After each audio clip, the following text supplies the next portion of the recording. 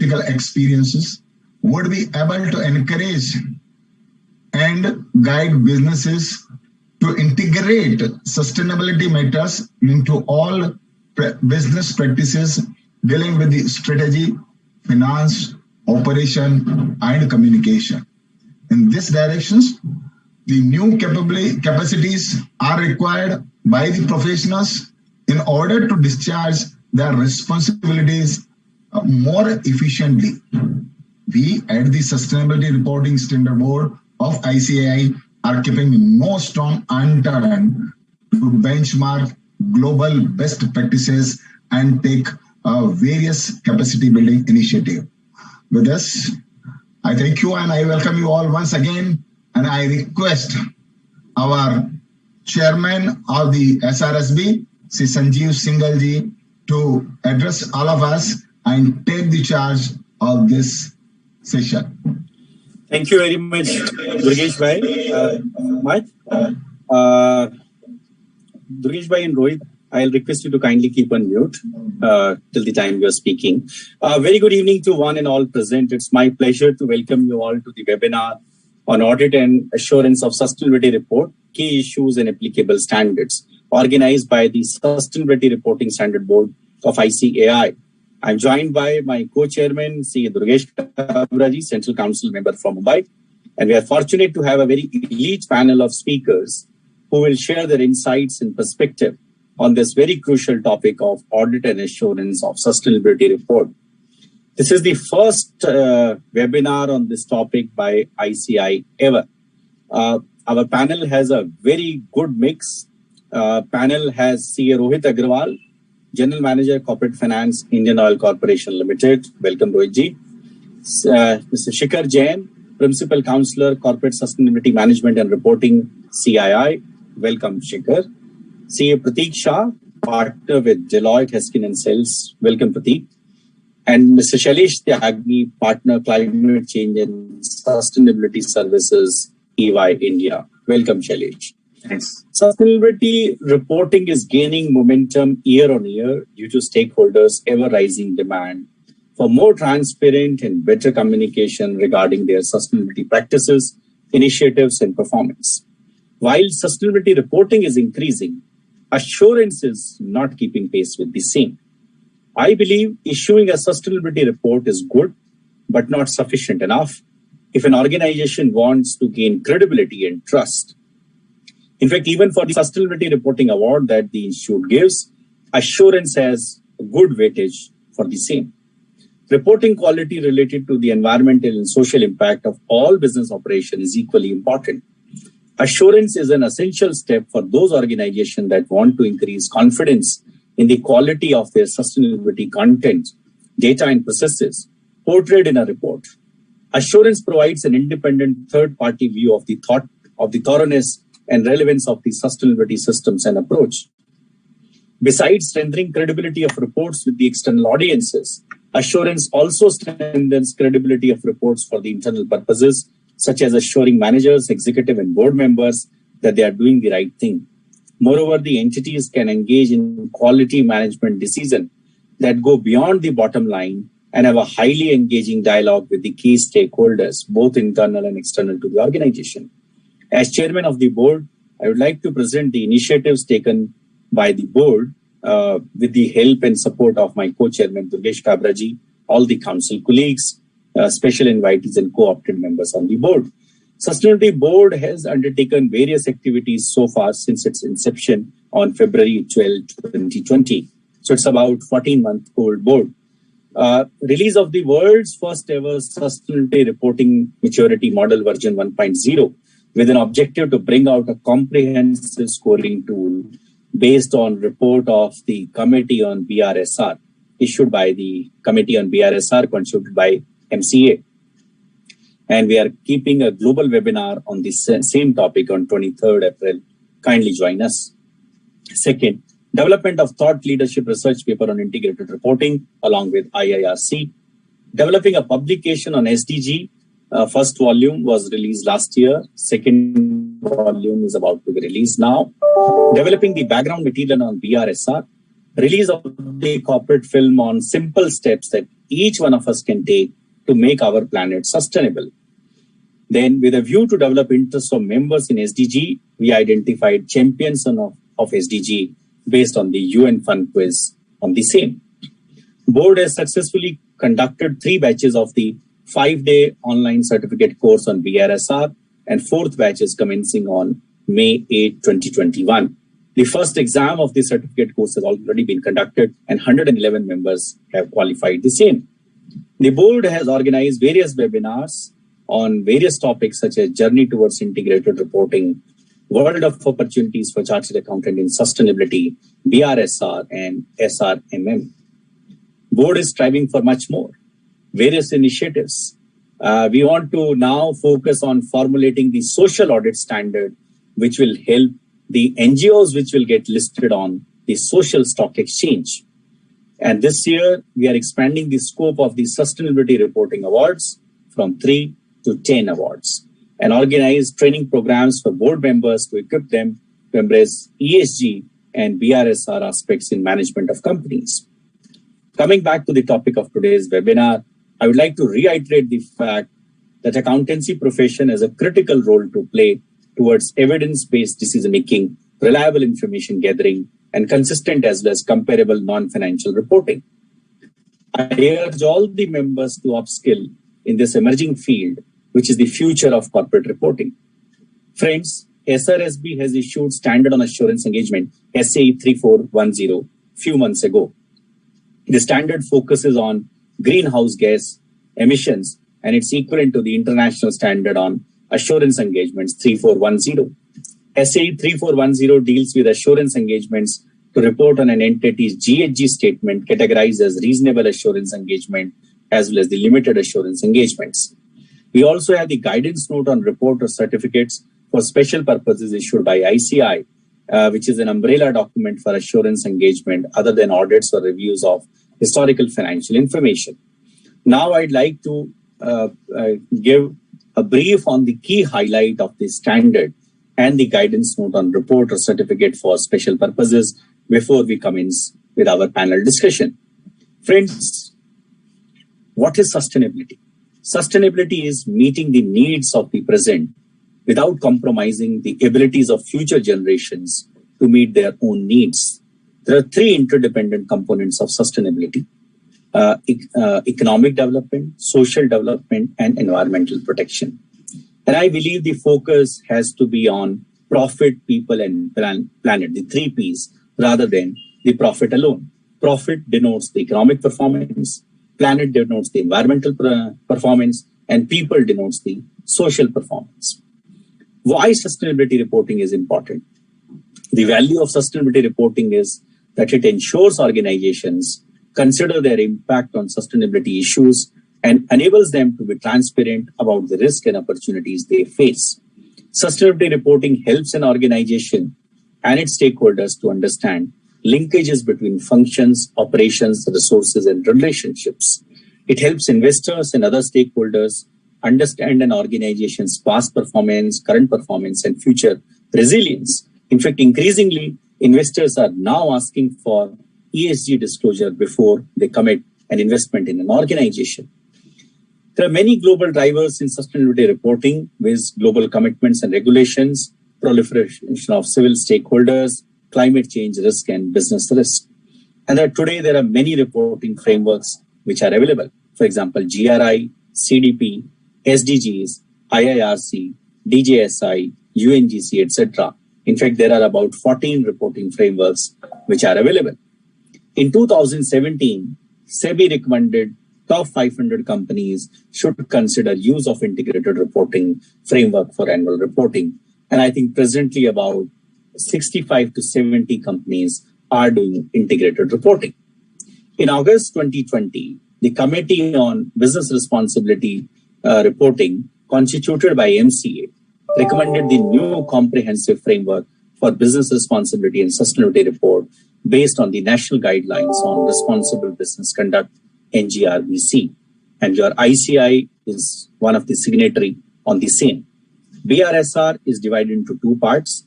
One is a comprehensive version and second is a light version.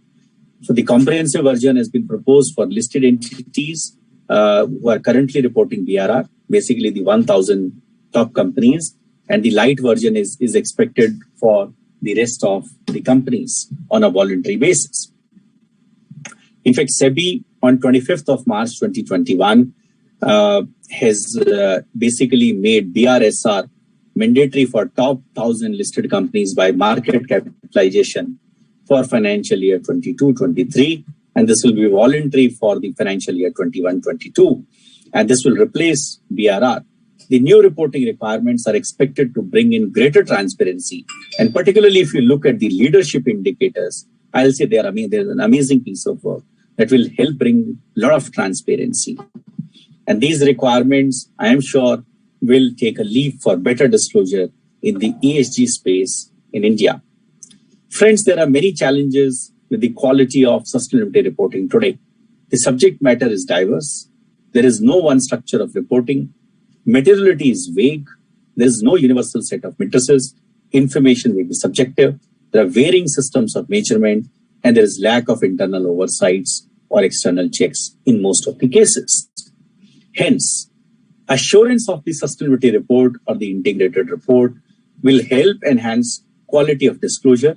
It will bring accuracy, balance, clarity, completeness, comparability, reliability, materiality, sustainability context, and stakeholders inclusiveness.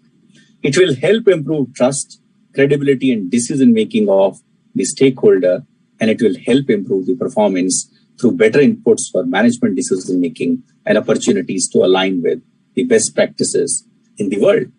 And chartered accountants can bring rigor and discipline in the reporting and assurance of the sustainability data. This is an altogether brand new field for our members. Our members should be keenly aware of the broad range of sustainability or non-financial aspect of the entity that they are associated with, and with what action the entity is taking to fulfill its business responsibility and sustainability obligations. Our members should strive to understand the connectedness between financial and sustainability processes, performance reporting of businesses.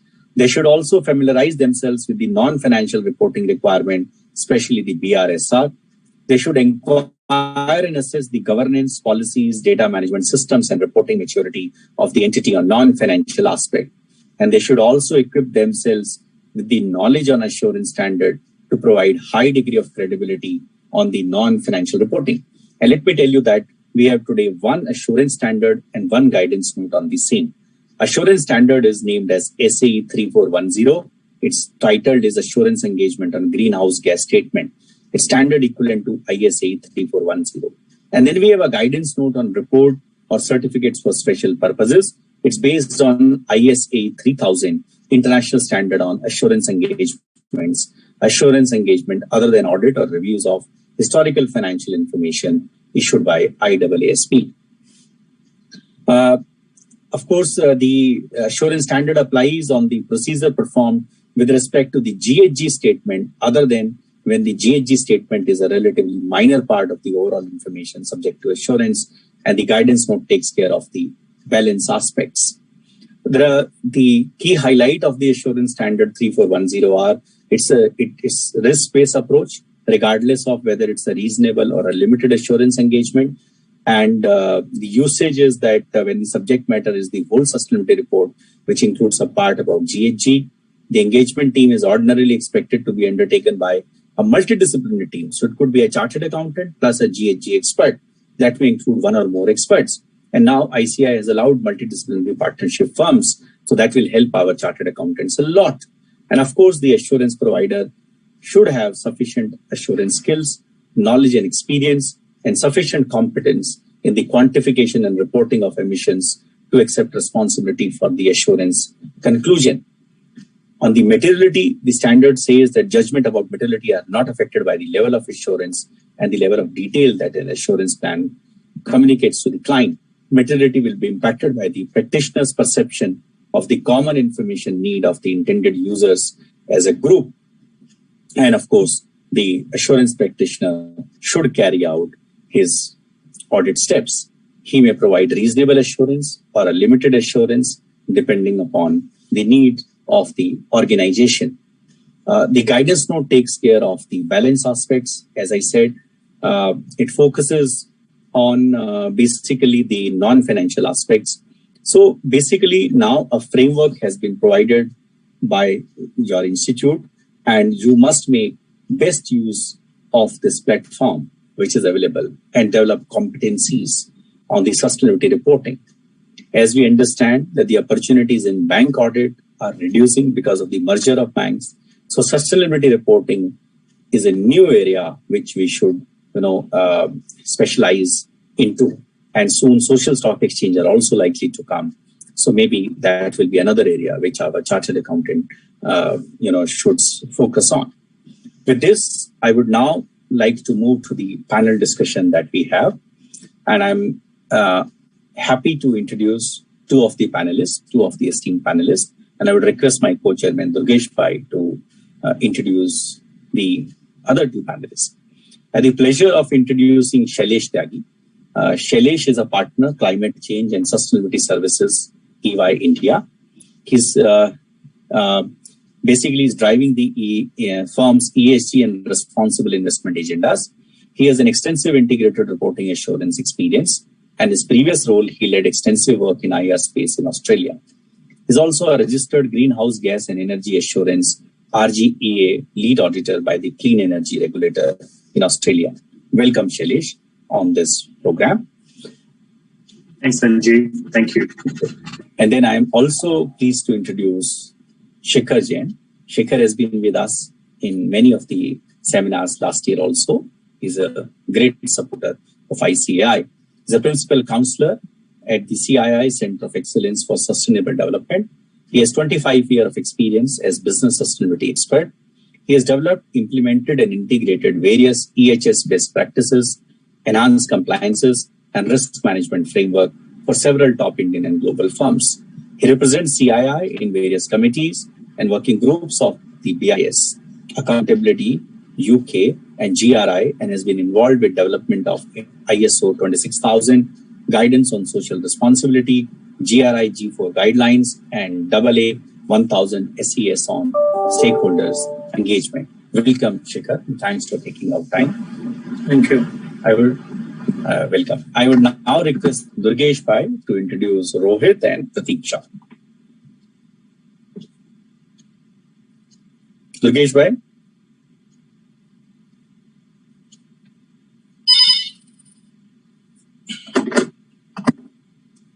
Durgesh Bhai, are you there? Can office check for Durgesh Bhai? Okay. Yeah, Durgesh Bhai is there. Yes, Durgesh Bhai. Over to you.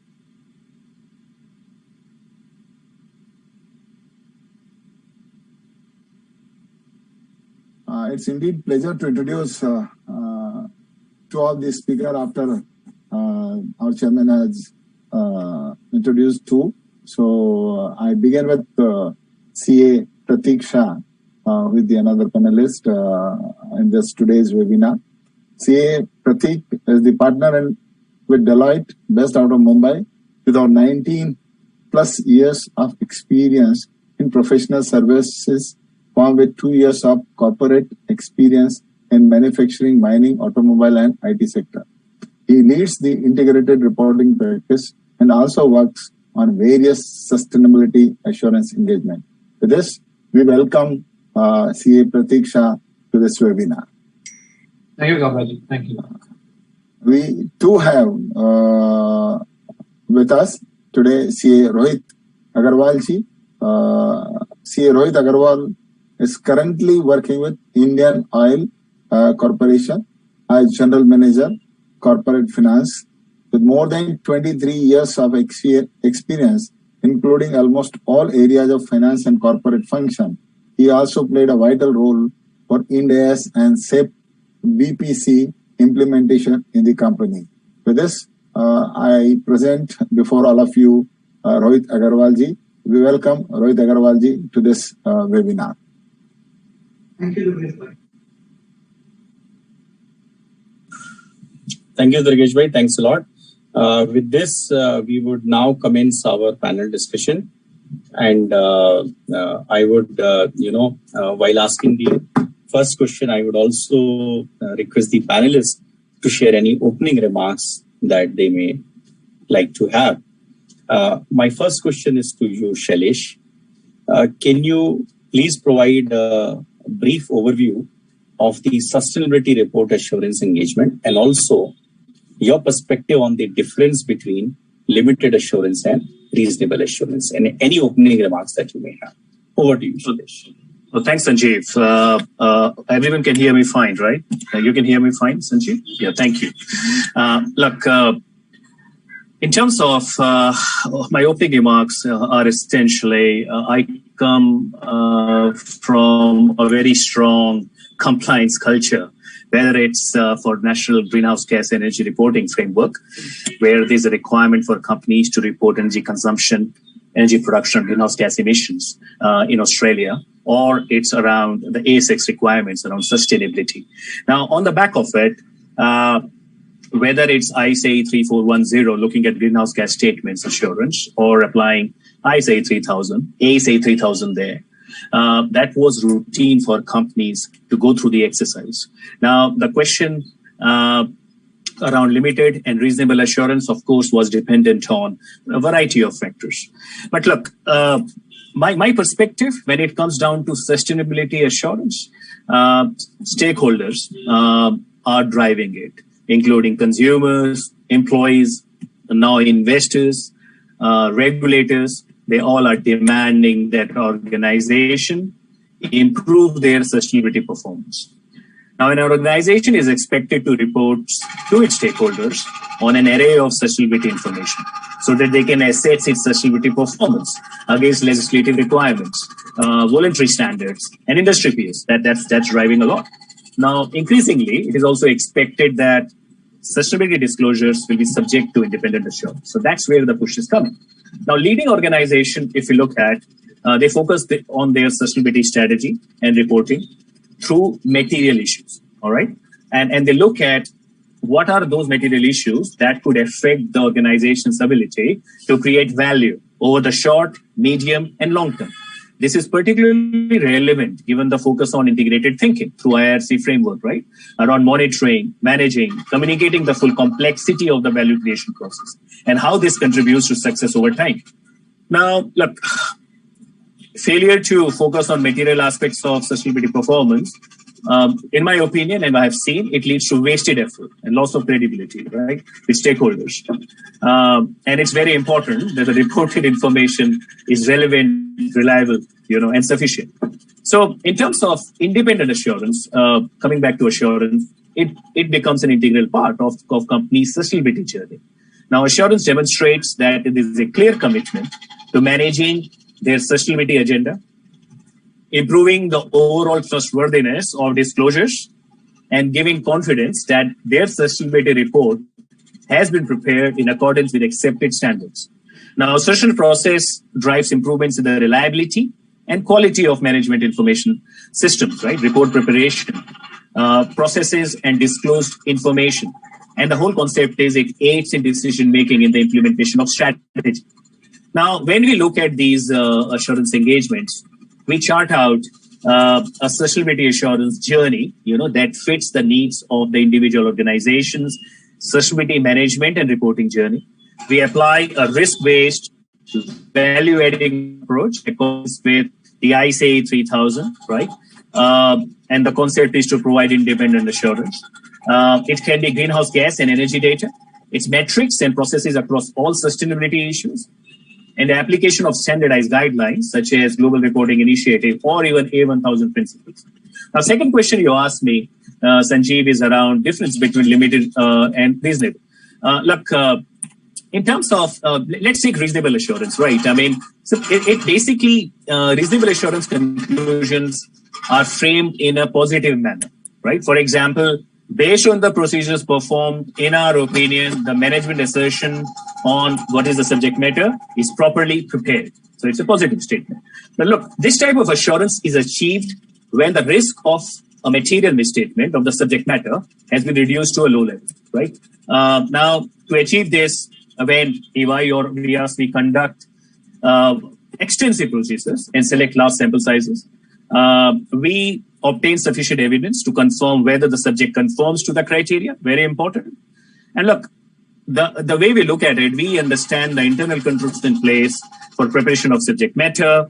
We look at the evaluation of both the design and actual implementation. For example, if you're assessing SOPs for data collection, collation, methodology at corporate level, or even internal reviews, their outcomes, related IT tools, we look into that. We also analyze the existing systems and preparedness of personal involvement to collect and collate the data, centralized or decentralized. And finally, it involves exhaustive evidence gathering process. Now, very quickly to wrap up, the limited assurance, on the other hand, is a negative, framing the opinion in a negative manner. But what it means essentially that based on the testing performed, nothing has come to our attention to indicate that the management assertion on subject matter was not properly prepared. So that essentially is limited assurance. This type of assurance is achieved when the risk of a material misstatement of the subject matter has been reduced through the collection of evidence, but not to the low level required by reasonable assurance. Over to you, Sanjeev. Thank you, Shailesh. That was very useful. Right, Shikhar, moving on to you. I think time has come for corporate India to improve the quality and depth of non-financial disclosures. Do you believe assurance is a solution towards the same? If yes, why should an organization go for assurance when it is not mandatory? Or do you think that time has come that Schedule 3 to the Companies Act be made more comprehensive and an annexure be added to it, either to the Schedule 3 or to the board report on the sustainability aspect? What's your view on this? And plus any opening remarks that you would like to share. Yeah. Thank you, Sanjeev ji, for asking the question. And let me first of all thank the Sustainability Reporting Standards Board of ICAI. And I think this was something which was long awaited. Actually, was from CII side, we have been practicing sustainability almost for 20 years. And now I feel that it is the right time that the ICAI should make inroads. The reason is that there are certain things which will move towards more seriousness when audit and assurance processes are merged. Because as of now, when we still call it as assurance, I think assurance is there and the companies are going on for assurance of sustainability report. And I think the limited reasonable part we have just heard about. So for my opening remark, I should say that under your leadership at ICAI, I think the reporting board has done really some good work. I thought that institute have moved a bit slow on this, considering what global developments have been. And I think now that you have put on the pace, I always keep saying you, Sanjeev ji, with you and your team, that it should not happen that the moment the president changes and the team changes, the issues also change away.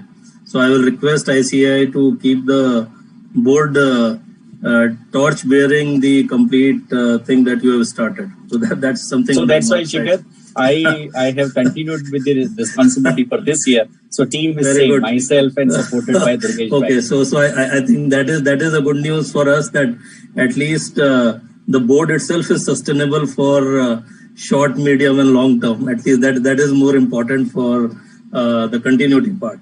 Now coming from the point of view of the quality improvement in the report, I think, the corporate India has the experience of reporting now very well. But let me put it on record that when we talk about corporate India, I think we are again and again talking of top 500 listed companies only. So that's what our span has been now. And when I say top 500, I think the seriousness might be 100, 200 only. So I think that's the sort of thing that we are talking of.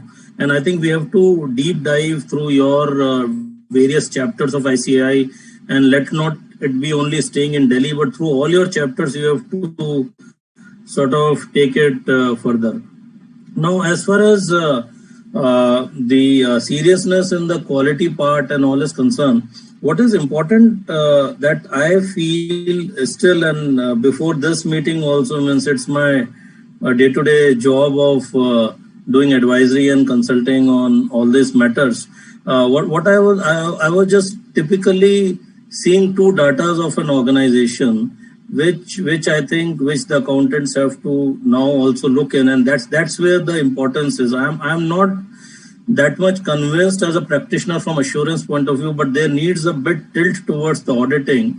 And my just simple example is that I have been talking to this company and I see their energy consumption data in the financial terms that they have given. Okay, it's a simple data. We know how much is our energy consumption. They have given a monetary value of this, and they say that in a year we have spent 50 crore rupees hypothetically on the energy part. Very well, it's an easy financial data. When I asked their team that, okay, now sustainability guys, let me know how much is your material consumption, the unit wise, how much is your units coming in? The units that the OM team is giving is not matching with the financial figure. So I said, how come this difference is there? So why, is it that both your teams are not speaking on, or how in sustainability report is not giving a financial report, but it is giving on the data of the number of units that you have consumed? So how come you are not getting it correctly? So there is some difference, and this difference was huge. Then I realized that they have certain other ways from which they get the energy, and there are their own internal consumptions which they have not taken into consideration while they are doing it. So what is needed over here is that the financial and non-financial data integration needs to be there, that what we are reporting in financial over here is from the material side, materials meaning from the consumption side we are talking in the sustainability part. Then only you will have a real-time impact which we are trying to see. And all these things are aligned very much in the UK and the European markets and the Australian market that Shailesh was saying, because there the protocols have been developed like that. So it's very less sort of an scope that a non-financial guys can miss those type of things. Secondly, then I asked the financial guys that what's your footprint? Okay, this is the total energy that you are putting a financial figure into, but what is your source of energy? And the source of energy is 100% thermal, and this is one of the top 100 listed companies in India. I said that now you look this complete report from an ESG perspective, that if you are a top 100 listed company in India, your 100% of your energy consumption is thermal. That's a great amount of climate risk that you are carrying forward, and climate risk is not identified at all as one of your material risk. So now I have to sort of very hard hunt my head with the CFO, who was not available in the meeting today. So I said that, sorry, then let's not continue, because I am going to the institute only which is doing this program. So this is interesting. This is interesting, Shikhar, that climate risk has not been identified. It is the topmost risk today. We have seen COVID. So so these are the things. So when you say the quality has to be improved, so I think it's an integration of the financial and non-financial, and ESG is talking us the tough way of it. See, we can always start identifying that as a material issue when an ESG investor asks. But tell me why we need to wait for an ESG investor asking me that, you need to identify that. ESG investor might be doing 10% or 20% of my total capital that they are providing. But in India, we know that most of the companies are promoter driven. It's my capital also. So I say as CII to our promoters also that you are promoter, you are also the capital providers for your own business. So how you can provide finance for the things which are not identified as material for your business. So you have to start sort of balancing your portfolio. So I think as an opening remark, and as the quality of sustainability reports to be improved, I think we are giving a lot of narratives in the sustainability report that has to come down drastically a lot. We are trying to, because it then qualifies into something like a greenwashing and all. But let's not go into too much of the narratives, but try to give a very clear-cut direction that how this company is looking for a long-term sustainable growth, and that involves various stakeholders also. ESG per se looks into one part, which is the investor. But many a times lately I am seeing that investor-driven protocols are something which are way beyond that they are asking. And I cannot change my business model just because there is an ESG investor asking for it.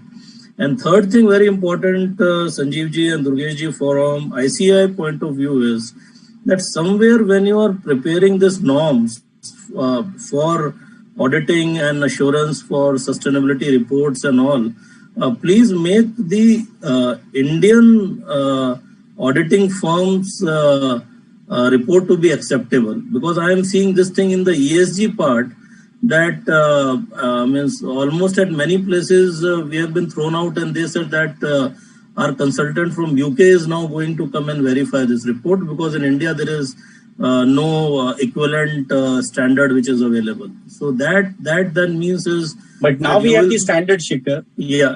So we'll make it mandatory from next year. And we'll keep it voluntary from this year. Because we should not lose out on the market. Absolutely. That we have nurtured. And all of a sudden somebody says that I am not going to accept your standard. That is something not acceptable totally from the Indian perspective.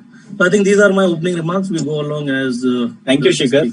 Yeah. Thank you. And more than 305 people are already logged into the webinar. So they will also take a note that they have to develop the competency into this area. I would now request Durgesh Bhai to take up the next set of questions. Durgesh Bhai, you're on mute. Kindly unmute yourself. Thank you, Chairman sir. It's indeed a pleasure to be part of this webinar, and I begin with CA Pratik Shah. Before I pose question before him, I will request Pratik to share something which he wanted to share about this particular webinar, and about the audit and assurance of sustainability reports, key issues and applicable, as the opening remark from his side. Sure. Thank you, Gabraji.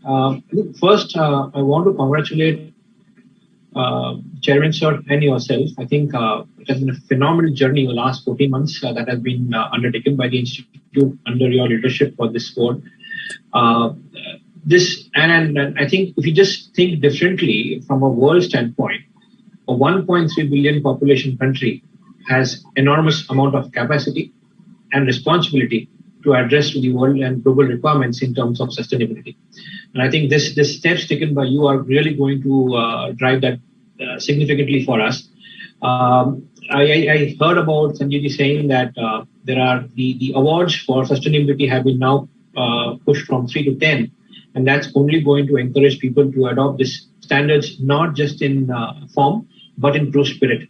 The fear so far and then the experience so far has been the adoption has been more by form and not by spirit. And when the exercise becomes a tick in the box, it doesn't give you the results that it is supposed to be.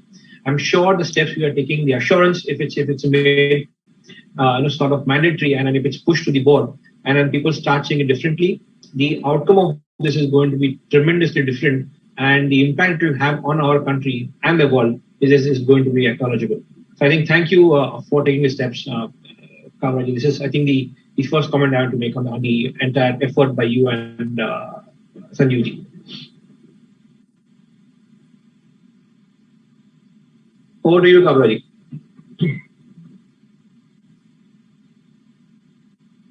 Hello?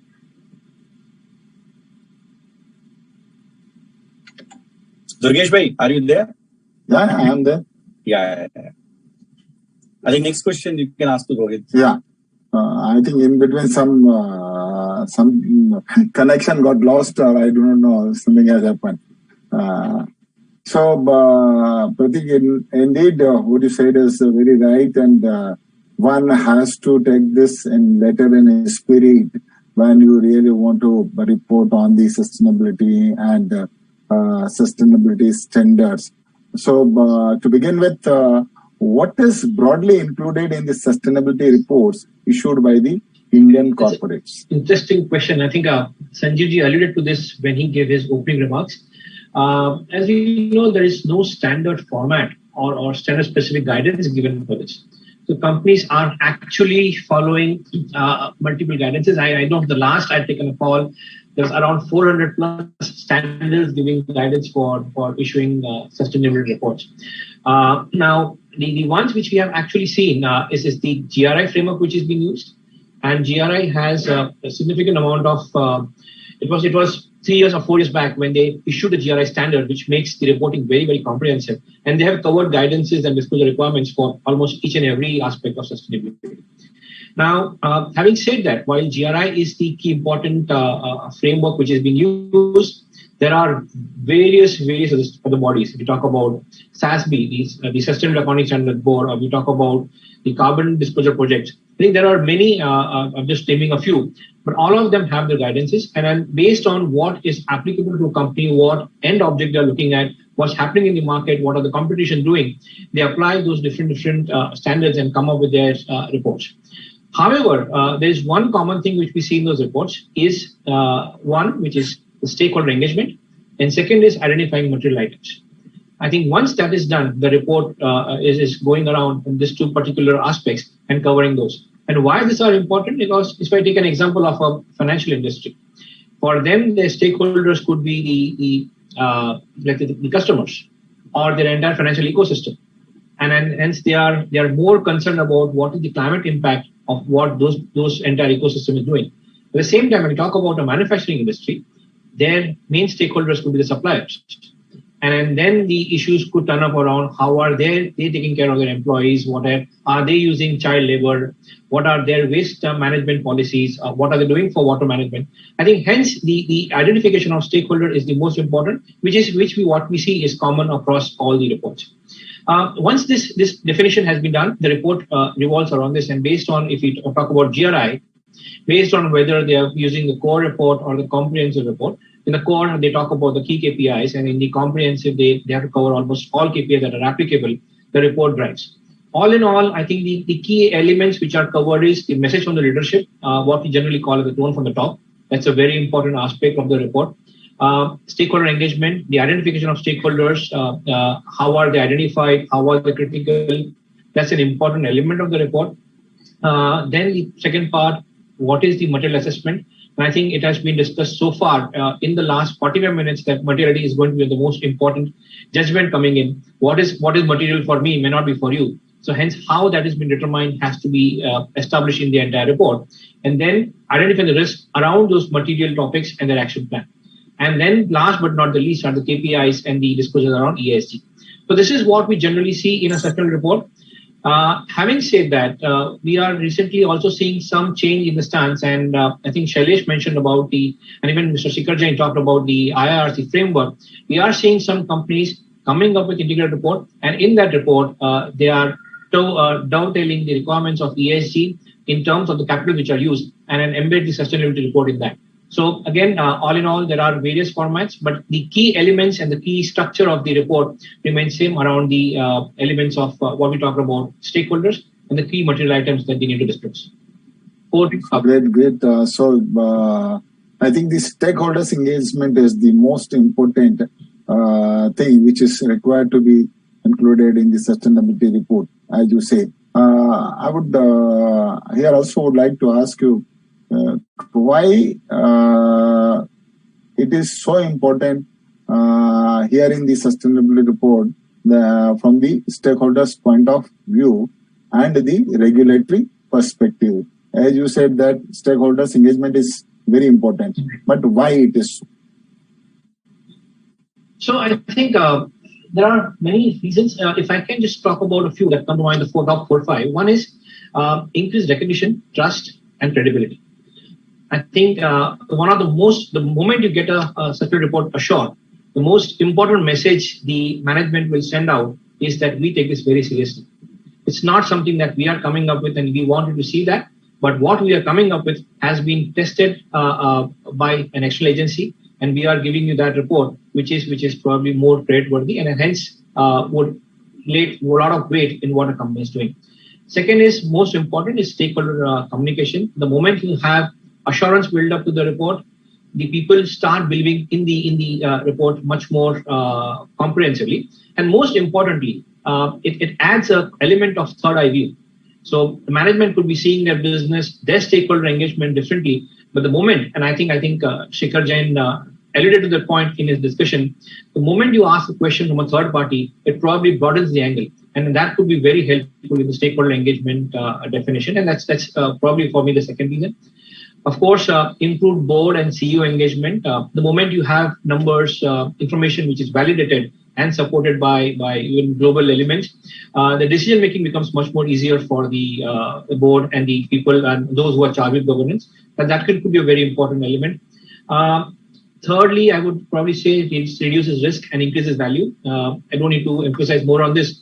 The moment you have your report assured by a third party, people rely on that or tend to rely on that a bit more than what you would say and then you want them to believe. All in all, I think with the regulators, this will really provide a lot of weight. They would believe that first, the management is serious about this. It can help create the brand value of your entity. And more importantly, it can also help create a sense of confidence. And then it's probably like the fragrance in the air. Once you start spreading, it just spreads beyond what you want and then goes beyond to many, many industries.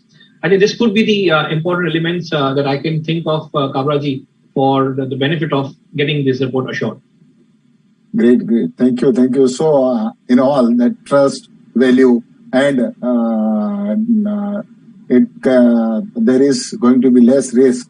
That is why these are very important, and stakeholders engagement is must. So, moving on to Rohit Agarwalji,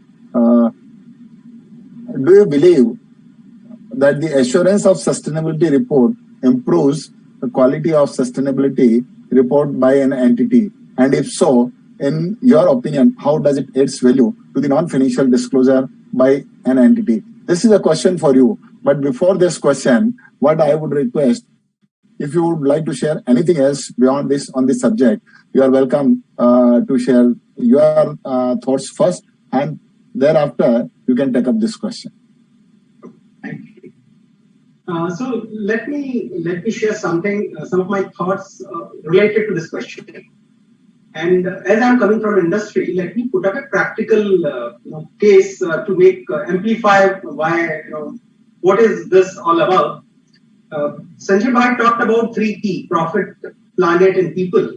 And let me take an example of a long-term linkage between these two. How planet and people are linked to profit in the gamut of sustainability. So Indian Oil is a company which is doing sustainability reporting for the last 15 years. Maybe the focus was more on planet and people.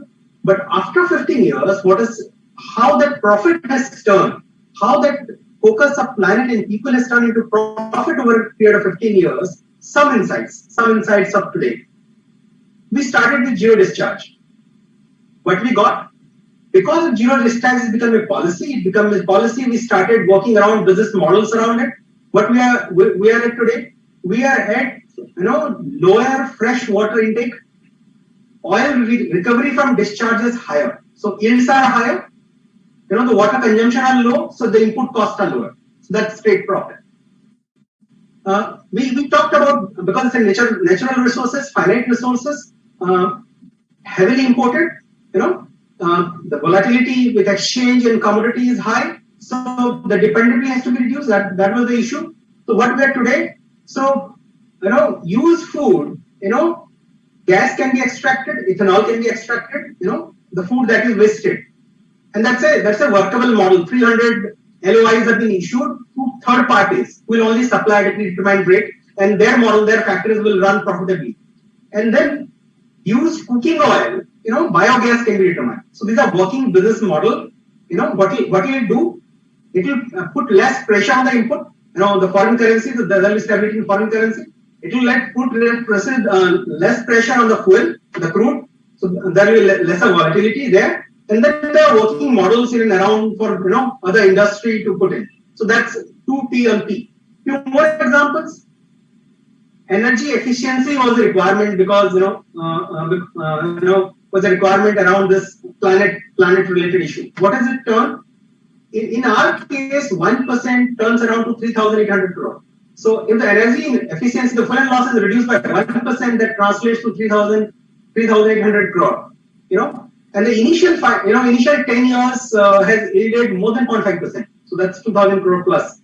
So this is the kind of relationship, long-term relationship that the planet and people brings to profit in case of sustainability. And I'm not talking about and it facilitates circular economy. One more, how does the business model and technology evolve? See, we all know the ethanol was coming from either corn or sugarcane, straight from product. But that is called 1G technology. Now there are 2G technologies where ethanol can be extracted from raw straw. Which if burned is an environmental hazard. But rather than saving money, not incentivizing those farmers to burn, you take them and extract ethanol, and ethanol is blended to MS, is to petrol. So now there is 3G technology. The technology is evolved further, where algae or off gases, wastages can be converted, into ethanol. So what I'm saying, so these are practical examples in a company who has done sustainable reporting for 15 years. But when you are committed to it, when there are long-term objectives to it, then what happens? It sinks into your policies, business strategies, and then business model starts working around it. And with a proper focus, actually all 3 P gets triggered, and that reinforces other 2 P. Once the 2 P yields to profit, then your focus and your emphasis on the other 2 P increases further.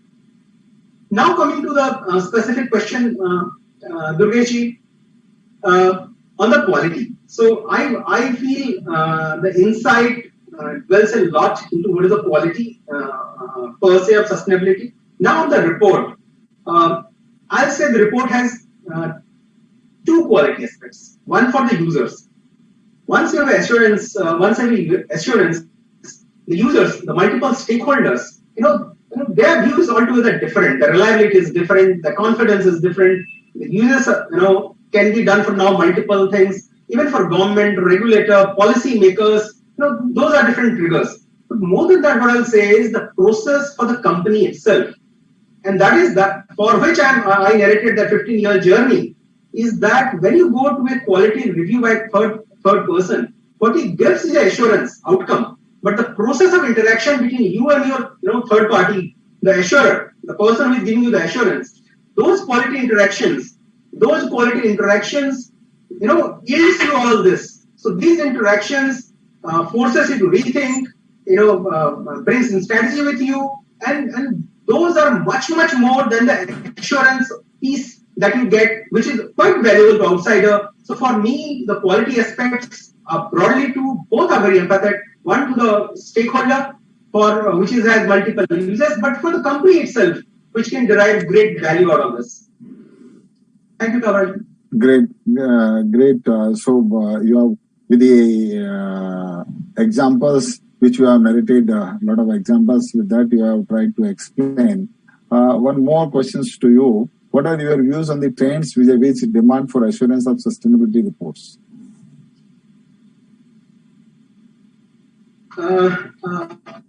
We have seen, like in case of Indian, we started the sustainability journey 15 years hence, and 3 years ago when this integrated reporting framework started, there were hardly, leave aside the PSU framework where we operate, even in the large private listed company space, there were hardly 5 people, even not 5 people reporting. And for us, because the journey started earlier and the trend was set in, so it didn't require a single thought for us what to do. And we said, no, we'll do it for the first time because the long-term benefits are so huge. And only reporting qualitative information doesn't mean anything unless you relate qualitative to quantitative information into financial targets and achievements and desires, and so that doesn't become a holistic circle. So with this, the trends could be that will be combination of subject matter experts and accountants will be playing a role here. There are, as we learned, there are standards on non-financial assuring standards. There are standards on methodology of reporting. Even ICAI has come up with this that will expedite this process further. And I feel with work at the regulator point, that is ICAI, with benefits derived and visible to more people, this area, this space will increase.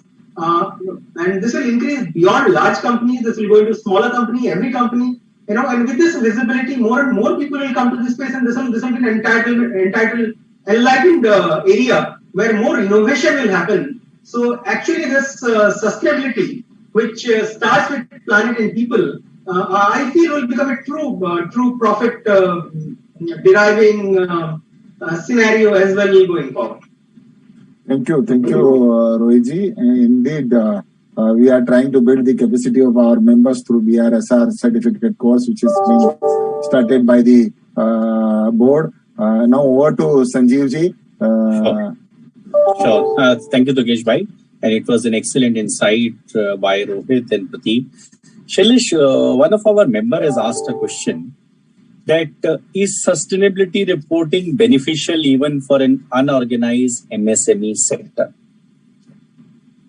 No, great question, actually, because look, I personally have seen sustainability reporting journey as a tool for companies to identify material. Say, let's talk in the language of ESG, just for a change. So if we start looking at a journey company takes in the process, they connect with stakeholders. We talked about importance of stakeholder engagement.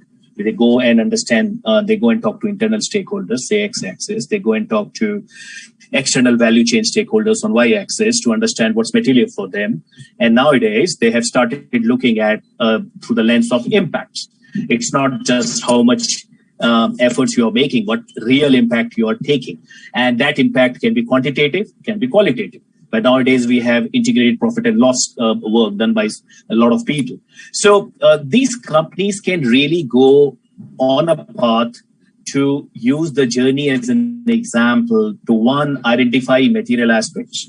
Once they've identified these material aspects, they can come up with a very crisp, interconnected, effective message. And how they can do that is they can link this materiality outcome, right? The way I explained, they can link it to the narrative, identify KPIs. We have a new framework called World Economic Forum IBC as an example.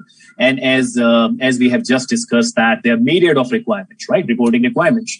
So they can effectively identify KPIs around that and then link it to the value creation story. So that links to their strategy, embedding ESG risks into business and finance risks.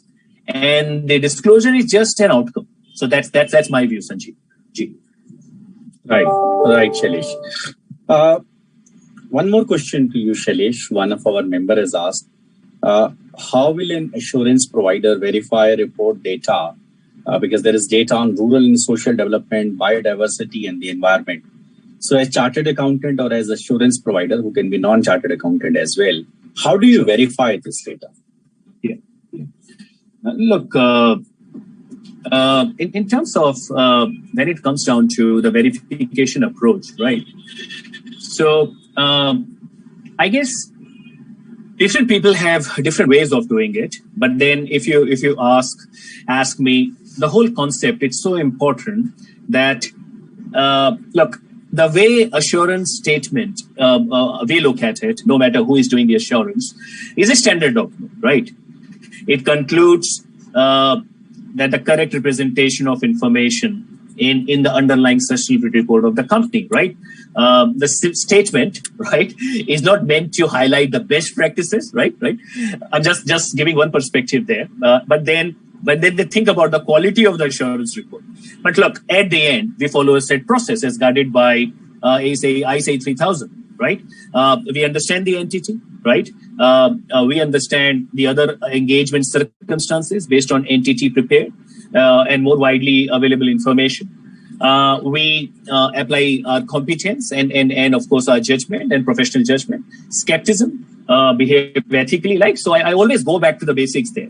And then we come up design and perform procedures to obtain sufficient and appropriate persuasive evidences.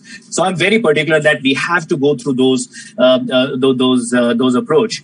And then look, we also have to consider how the usual potential misstatements would occur in the designing and performing of procedures. But look, what I also look at from, let's think from the organization perspective. This is more as a assurance provider. The organization perspective, whether they are ready to cater to the assurance exercise, external assurance exercise, a lot depends upon their 3 line of defense, right? So because they get more value out of the assurance if they have really looked at their internal controls and they have internal audit process in place, and the right people are driving that. So that's my view in a roundabout way.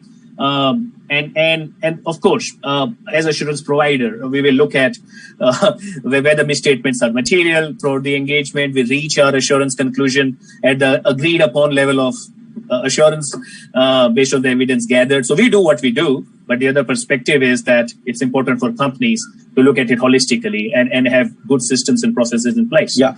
Shailesh, a counter question is that, fine, materiality is fine.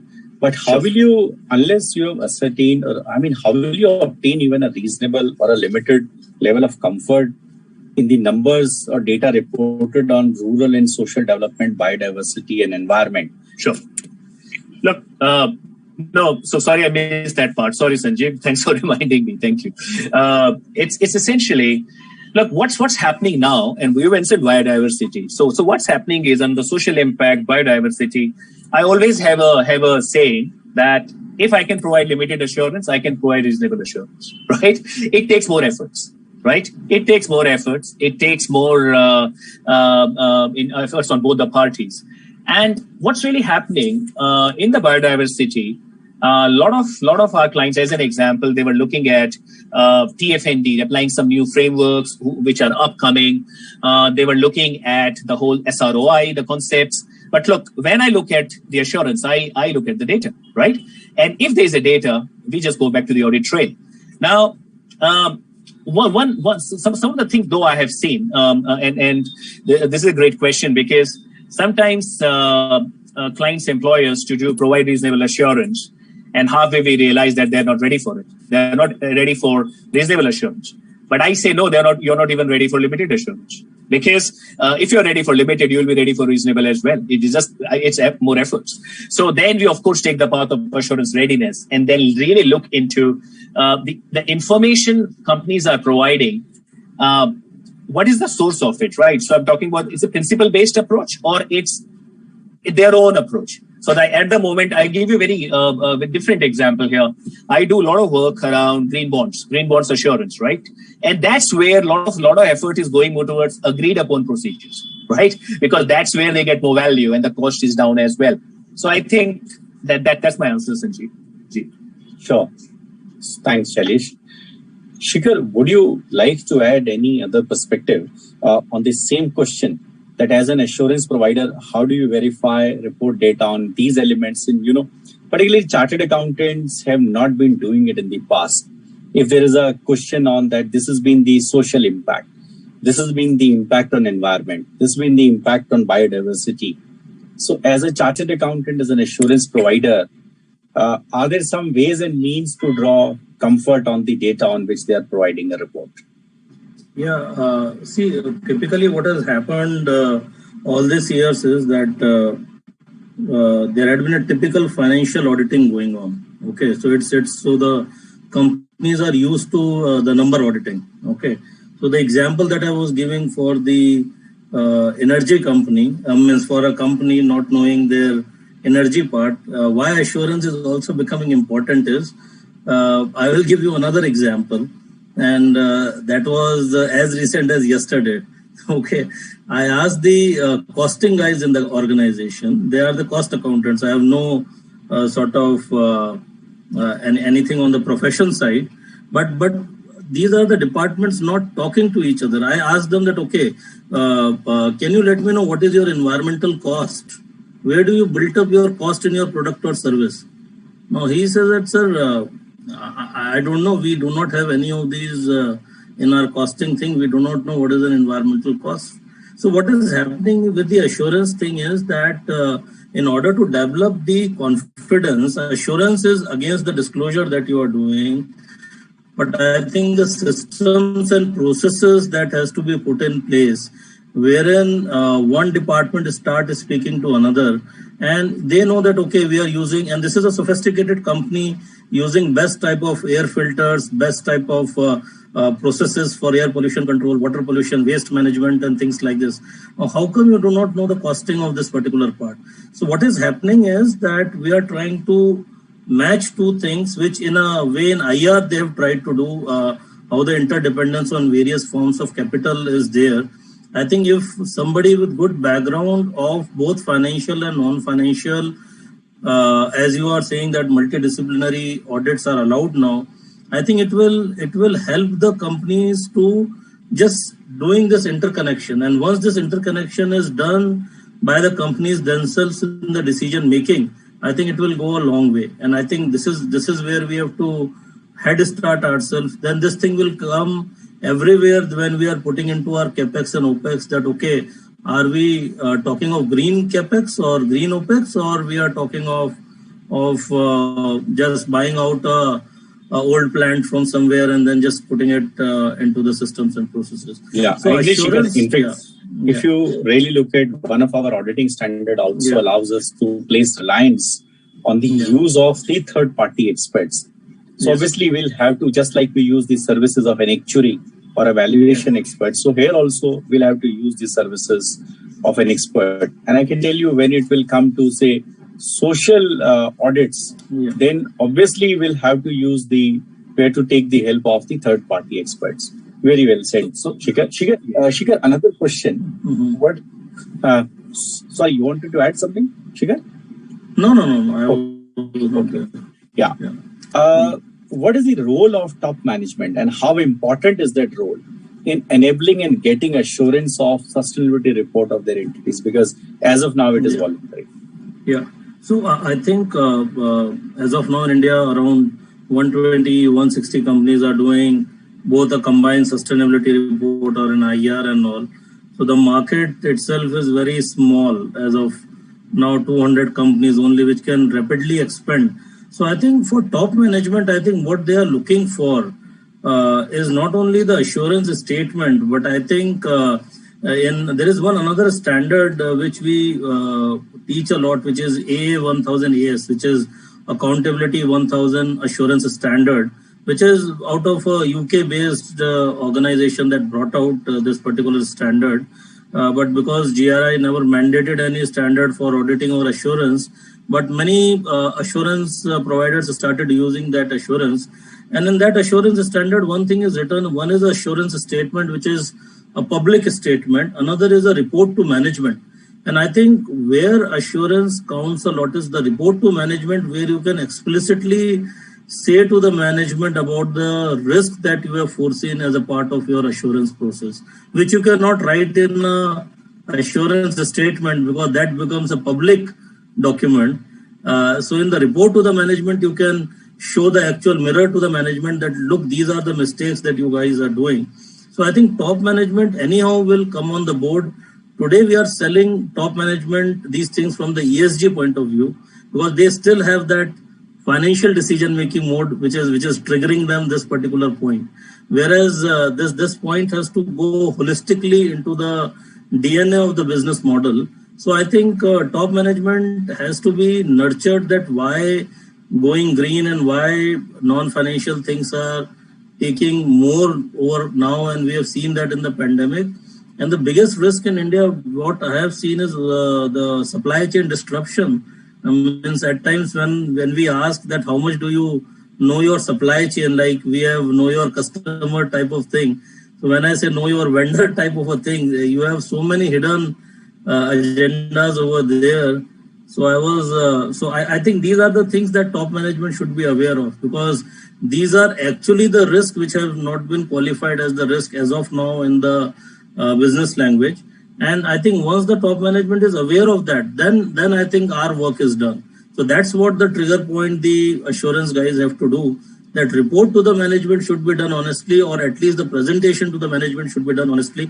Might be not mentioning that much into the public document, which is the assurance statement. Thank you, Shikhar. Over to you, Durgesh Bhai for the next set of questions. Thank you, Sanjay ji. Now there is some questions for Pratik ji from the members, and that is related to the difference between the financial statement audit and the sustainability reporting assurance engagement. So what is the difference between two? What is the major difference? Or to Pratik? I think that's an interesting question. While I can say the entire philosophy would remain same, you would need to stick to the basic rule of professional skepticism and the way we plan and audit. But there are key differences which would come in when we do a financial audit.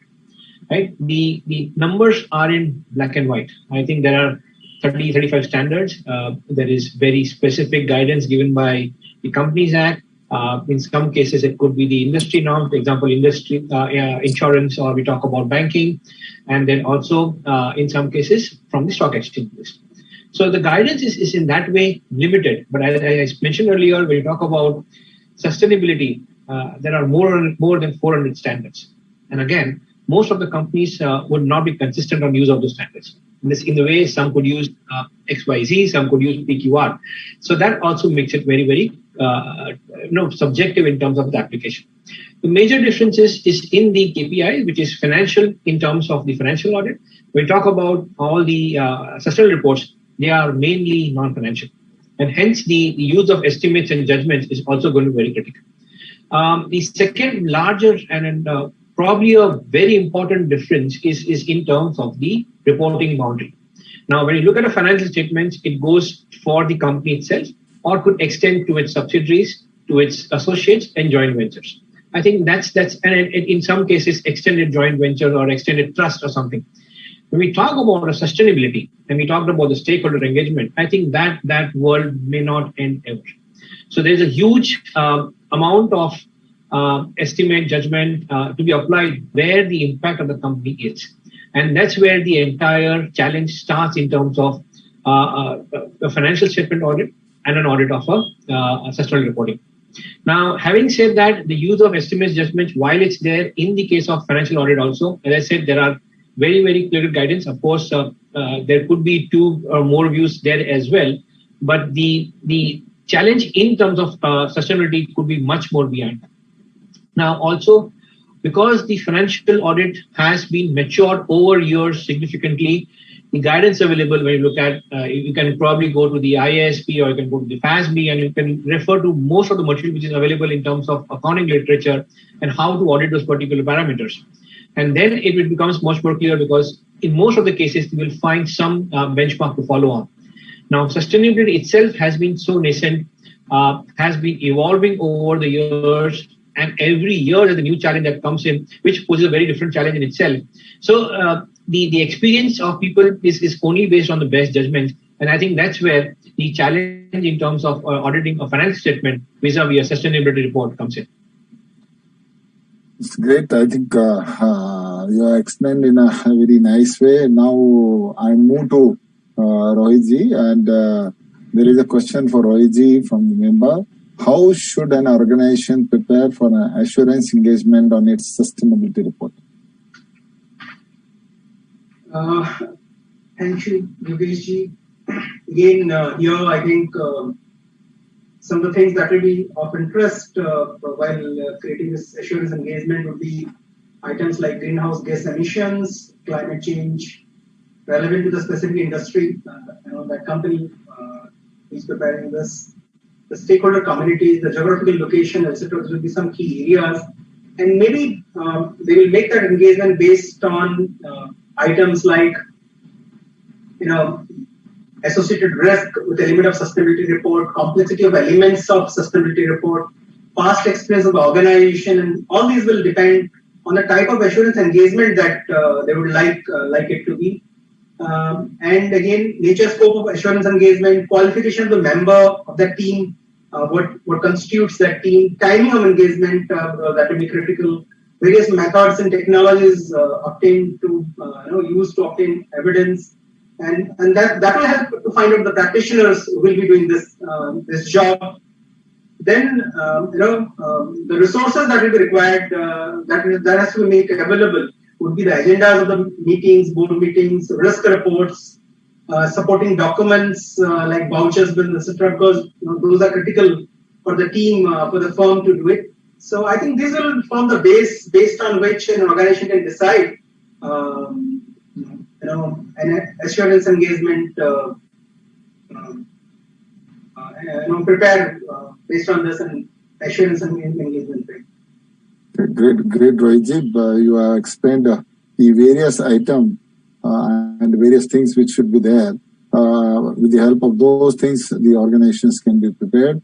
One more question for you is, what is the value you attach to the suggestions from an external assurer of the sustainability report? I think that's pretty simple to me. For me, it's tremendous, nothing less than that. And if you ask me some examples, at the beginning, I narrated a story, of the financial value that can be derived. But yes, in terms of specifics, control system improvement, tremendous. You get to know about the weaknesses very coherently. Doesn't feel like these are financial impact, but when you go deep into it, you find everything has deeper repercussions. And then when you do this, when an external agency comes into play, he brings in an outside-in view, and that helps you in your business strategies. Improvement in processes. You start to look at the holistic system, end-to-end system. You start seeing the business into a cycle rather than independent activities. In today's age, I feel without this, it cannot have a competitive edge. So that's there. And then I think for an organization who is future ready, which is evolving organization, it is the best way to communicate its point of view on the matter and how the company wants to get its view reflected in its communication design. So that's again important. So I think these are pretty important aspects. If you ask me what is the value that comes, and again I repeat, it can't be anything less than tremendous. Wonderful. Tremendous value to sustainability report to the outside or external assurer. So that's great. Moving once again to Pratik. What are there is one question for you, and that is related to the standard. What are the key requirements of ICAI 3000, International Standard on Assurance Engagement, other than the audit or review of historical financial information, which are crucial for completion of an assurance engagement? I think, my understanding of the standard is, I think, many ways it is similar to the normal audit standards. Of course, it's brought into one particular single standard. But there are two important aspects before I get into the specifics of it, which are very important to me.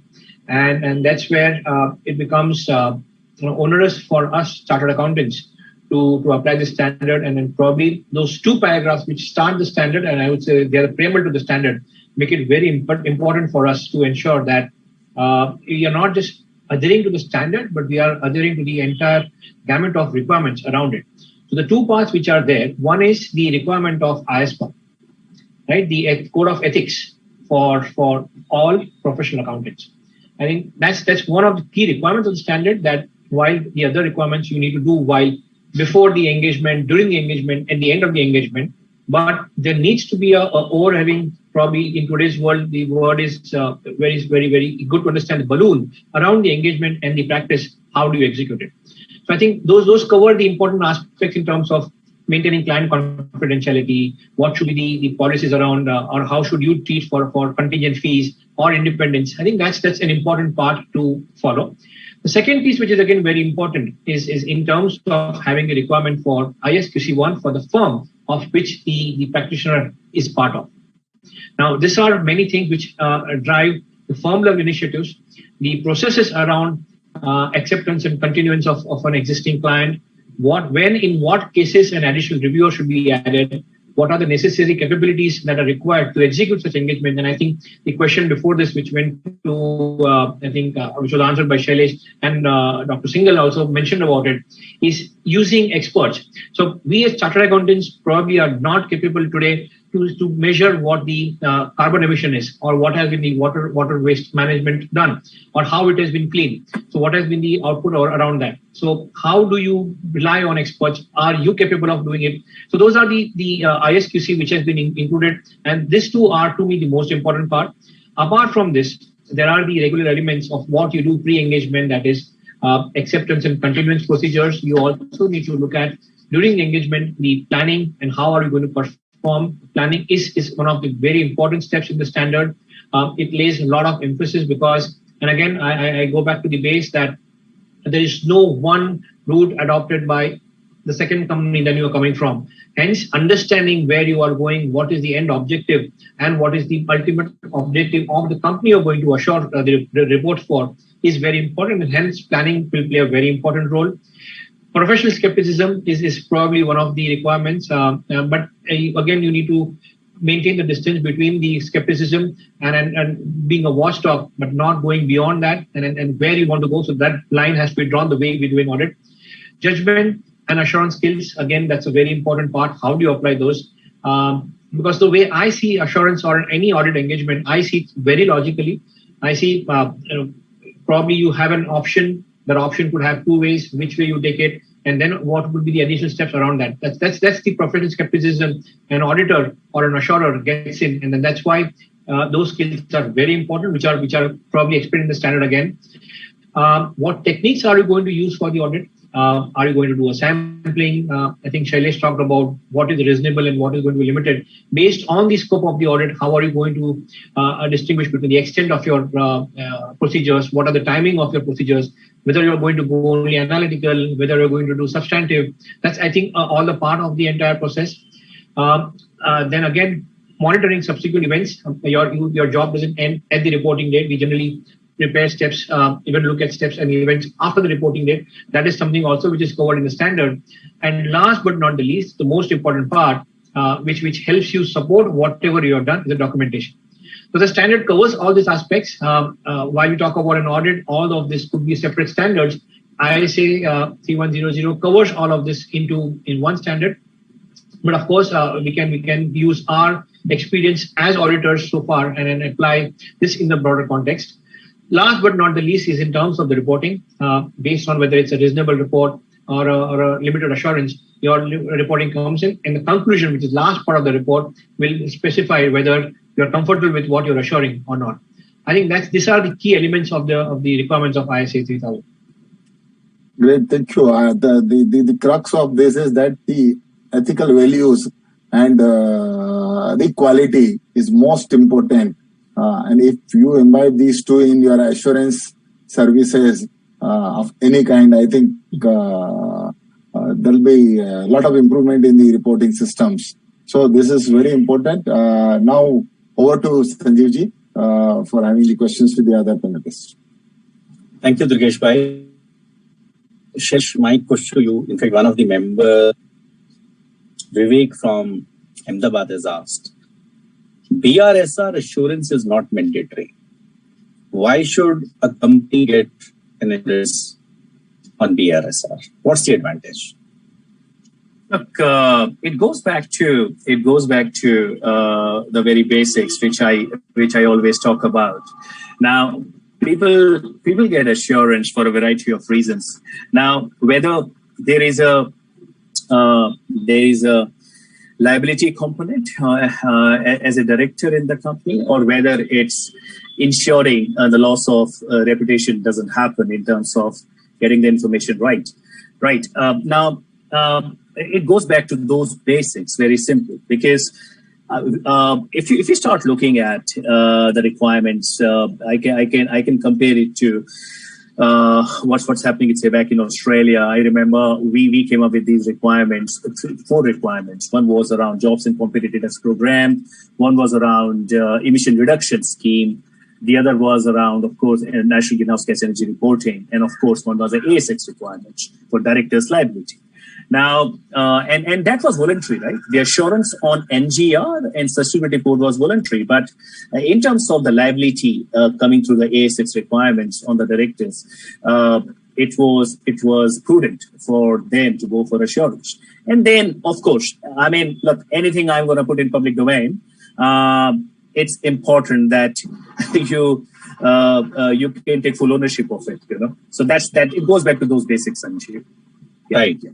No, but Shailesh, another perspective could be that instead of taking, I understand that risk on the directors, risk of reputation, for that a company can also engage an advisor. But why to obtain an assurance? Look, I think it all it comes back to the difference between, you know, assurance readiness and assurance. So I do remember many a times we used to go in and look at the assurance readiness and more as an advisor hat and adding a lot of value there. You know, of course, there's a thin line there. But look, it comes down to the rigor. When you follow the rigor of an assurance standard,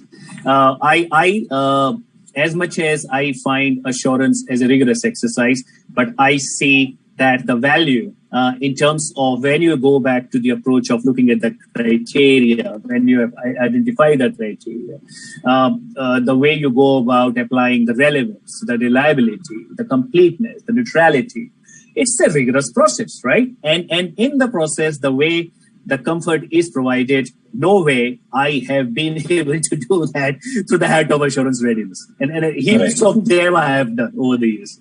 Right. I understand. No, I really appreciate. Shailesh, also one of the member, because, you know, many of our members are not into the sustainability practice. He wants you to share some of the best practices followed by your firm in assurance engagement of sustainability report. How do you organize them? How do you manage them? What kind of competency you have? What kind of documentation you do? What all you do? No, it's a great question. And I think it links back to one of the questions you Sanjeev, asked me earlier around, say, social data and some of the data where we need expertise, right? External expertise. But look, I think one of the things, having been involved in this space for close to 20 years now, and what I have seen, we have seen range of these requirements in terms of assurance, right? I mean, we have provided assurance on a variety of reports, and some were mandatory, right? Jobs and competitors program was classic, or some were not mandatory. But one thing is common in terms of better practice. The best thing is, it's very important when we come up with our team of assurance provider, especially in the field of sustainability, looking at the subject matter, looking at, of course, the criteria, looking at the underlying principles and standards, because there are myriad of them at the moment. We come up with our team. The team is solely based on the type of work we are doing. That's the number one concern. So, for example, if I am doing coordinator general audit for the Queensland government for an LNG project, right? I'm going to ensure that the requirements, I will have a lot of people, like you mentioned, the social side and biodiversity side. I remember taking a birds expert just because I needed his expertise, right? So you engage those people. If I'm looking at an auditor on confined safety management, I need to have an expert in the safety. If I'm doing bushfire management across, I would say, transmission distribution company, across their operations, I need to have experts in that space. So number one, you need to have experts on board. That's one. Second, I think it's also, sometimes we also do a pre-audit, you know. So, for example, it's good to send the team a bit early. And I mentioned about the 3 lines of defense, right? So it's also understanding what company is doing through their internal audit and all that, internal controls, right? So it's good to get that understanding before we start the proper external assurance. And then finally, I think at the moment, I think Shikhar mentioned A1000, right? So we have done a lot of work around A1000 assurance standard. So A1000 had A1000 assurance standard. It also has A1000 stakeholder engagement standard, right? And when companies look at A1000 as a subject matter, or you even use as an assurance standard through APS or AS, that allows you to provide an external report. as Shikhar mentioned. But look, even with the assurance provided on the sustainability report, or with the assurance for carbon and energy for the clean energy regulator, there was a legal requirement to provide a detailed management report. One will go to the clean energy regulator and one will go to the client. Now, in that, there was a lot of value which was provided for the management to understand where the problem is, where the underlying issue is, and where they need to really look into it more deeply. So that's the way we go about it, Sanjeev. Right. This was very useful, Shailesh. Shikhar, Mr. Girish from Pune has asked a question. First of all, Shikhar, you can also clarify whether you're a chartered accountant or not, right? The member will be able to connect more. Is a sustainability compliant entity able to, or is I'll say able to, in commanding a premium price for its product and services in the market? Do you think customer will buy more from there? Do you think it's able to charge a premium, saying that look, we are sustainability compliant? Will anyone pay a higher price? I mean, how does a company get benefited if it is sustainability oriented? Yeah. So I think I have noted 3-4 points. First, my confession that I am not a chartered accountant. So let me put that thing. But from the practitioner point of view, I think I have rubbed my shoulders with almost all the big fours and others, which is there. And then from family wise, I say that 90% of my relatives are all your institute members. I was the one left, might be because of what reasons, I don't know. But I went towards engineering, might be that was the more material information, but I never realized that I will again come back to you guys only. Okay. Now coming back, I think two unanswered thing, which I think Prateek and Shailesh did mention, but I just like to stress, and then I will come to your point, Sanjeev ji. One, I think when Durgesh ji asked about the role of stakeholders and how sustainability is very important, one thing, and that in a way also answers Sanjeev ji, your question is that what stakeholders are bringing value to the organizations which are practicing sustainability is the market intelligence.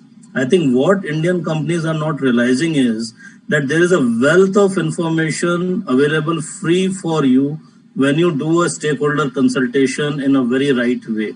So what are my community issues? If I interact with my community and I have what we call in sustainability language is right to hear. I have a right to hear, at least right to accept what the notions are. So when I hear from community what they want from me, and might be there are some issues that they want us to address, I think you can develop such a great relationship with the community. And I always give this example of Mahindra and Mahindra, that for their farm track division, they did a very sort of a survey that should the chamber of the driver of a tractor be air cooled, should have a AC in that. Now the gut feeling was farmer ko AC ki zarurat kya, itna महंगा हो जाएगा and all. But when they asked this question to the farmers, they said that we are looking for it. So that is the material information, that if your stakeholder relationship guy is doing the perfect questions that they are asking, that's where the business comes in. So by practicing sustainability in a usual way is not going to change your product line and all. And then Mahindra came out with that. Tata Motors followed it. Tata Motors have the AC chamber for 10-tonner and above trucks, and the sales of those trucks were more than the usual trucks. That is also the data which is there. And then somewhere the third company, Volvo, decided that all their trucks, all their tractors and all will be AC compartment only. So, when it comes from the sustainability point of view, so what stakeholders, I think in India, what we are not using them is, we are not using the market intelligence that needs to be applied. And today in India, we have the data science and all that we can apply so wonderfully if we get the correct stakeholder information from us. And I think what the ESG guys are doing mistake in India is that they are relying on the data which is a publicly available data. when publicly available data is correlated with an actual stakeholder engagement data, I think then you try to make out those informations. And I think if companies use it correctly, it's their internal benefit to develop a good relationship. Then second part, I think you asked Shailesh, who explained everything very nice about the assurance part. I always say that I am not only doing assurance for the reporting organization, I am also doing assurance for their stakeholders. So I know that one of the internal assurance that CII does. So I went to one organization and I was just asking a question with the top management. And I said, sir, what is your opinion about assurance? What you asked when we started the session. So he said that this assurance is going to help us how? I said, sir, this assurance is not only bringing credibility and your brand recognition and third-party valuation and all, but this is also the assurance for your stakeholders to take decisions and rely with you on your engagement. So as an independent third party, I am not only meant to assure the board, but I am also assuring the stakeholders. And I think that's what the first line in the assurance statement, always we should write that this assurance is not only for the organization, but it is also for their stakeholders to believe in this statement that this is what we have verified and you can take your action and decisions. Anyhow, we give that sort of disclaimer by saying that we do not own any responsibility of the report or the information therein. But for a stakeholder, this assurance itself is very important. So this is two things, and this is really going far and wide. And third important point, when you ask about Girish ji asking about it, I think India has just slowly started for taking up the premium for the sustainability products and services, and I think we are just coming on board with it. And I think the business models now have started integrating these things. What would be because India is a very price sensitive country. So the difference between a sustainability practicing organization and a non-sustainability practicing organization will always remain a question. But I think the preferences are changing, and I think the younger generation today, when they take their decision making, I remember that 20 years back when I was flying Lufthansa, and on the counter they asked me that who will offset your carbon credits. My eyes were like Mickey and Donald. I said, what do you mean by that? And I didn't knew that 20 years down the line means somebody has to factor in their business model. So I think now the younger generation, if you are into those products and services, they might not boycott your product or service, but they will soon start going to a competitor who is practicing sustainability, because they know that this business model is having many concerns regarding it. So it's not only tangible, but it's intangible that counts a lot.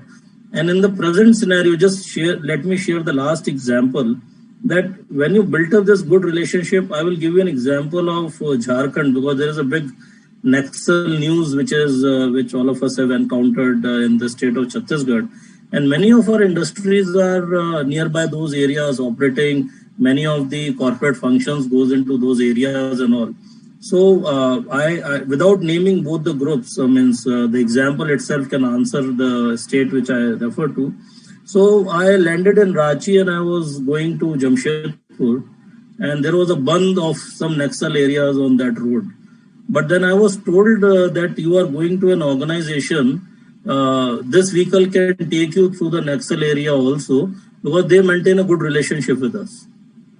Now, I will not see the premium of the product and all. And I was fearing, I said, no, I can stay one day in Ranchi and then go next day. But then the sustainability officer called me from there that don't fear, there is a band we know, but just say that you are in our company vehicle and nothing will happen. Okay, so this was one company that has built it up, those relations on a long-term basis. There is a second organization almost in the same sector. They sent their complete projects team, which included senior vice president, projects and all, to a Naxal inflicted area, and they were blown away by a landmine over there. This is a dated example of 8 years. The widow of that vice president has put up a case in the court saying that why my husband was sent there. And she has won the case. The reason is that you have to inform your employees where are you sending them. You cannot send your guys. And then the district collector said that if your team was going in this area, you should have informed us.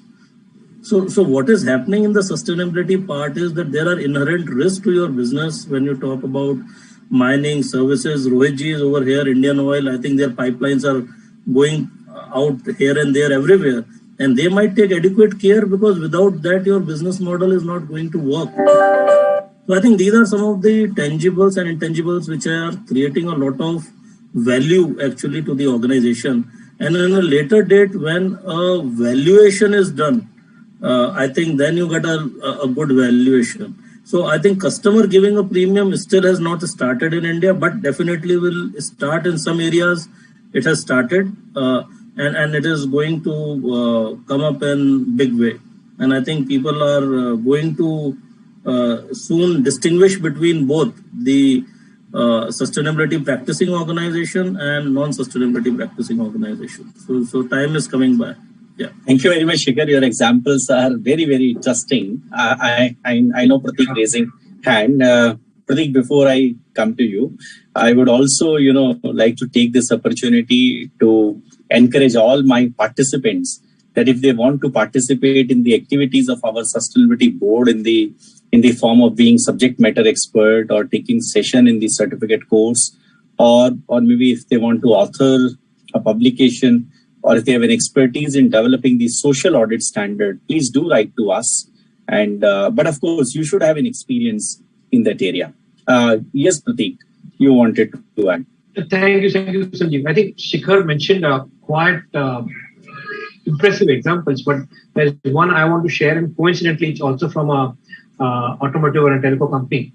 Now, so here in this case also as part of its CSR activities, and mind you, at that point in time, there was no linkage actually drawn.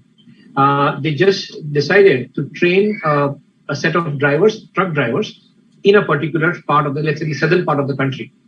And all of a sudden they realized that the sales of their trucks in that region started going up. There was no correlation as such, but what happened is the drivers were so well trained. They were trained with emergency. What happens if you are hurt with in the basic first aid? What happens if the truck is down with some basic problems? How do you get it done? How do you survive in those situations? And then the drivers were so happy. And then they realized that the truck owners actually only asked the drivers which truck should be bought. And they all suggested the name of that company, and hence the sale were significantly high. Now, to the second point, I think where it works, I just bring the example home. And I know this because I bought an aircon a couple of years back, and I went with my kids to buy. Their only answer was, we want to buy an aircon which is 5 stars. When you buy a refrigerator, the answer is we want to buy a refrigerator least. So I think that's the benefit. It's probably over long term, but the generation which is coming after us is really going to be very, very mindful of what they are buying, and hence this initiatives will really help them take a call around this. Absolutely. Thank you very much.